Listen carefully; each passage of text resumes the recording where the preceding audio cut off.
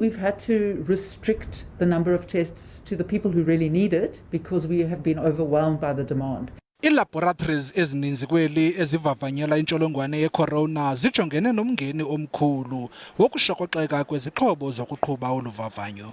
If you do arrive at a Lancet lab without a doctor referral, we won't be able to test you at this point in time. And it's not only Lancet labs. Other private labs are having the same problem, and we're all doing the same thing at this point in time, trying to restrict the testing that has been wasted. IiLaboratory iLancet ibifudula ivavanya wonke umntu, kodwa ngoku ngenxa yokushokoxeka kwezixhobo ifumana ubunzima ukwenza uvavanyo olungxamisekileyo lwabantu abaneempawu ezinobuzaza zale ntsholongwane. We at Lancet alone can put out 10,000 results a day. So that's great.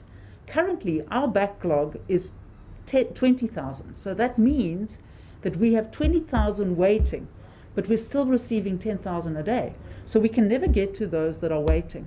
Nanjengoko iinkampani ezininzi zivulile, le ntsholongwane nayo iyanwenwa nangakumbi kubasebenzi. Akukacaci ke ngokwangoku ukuba bangaphi abantu abaza kudinga uvavanyo olukhawulezileyo.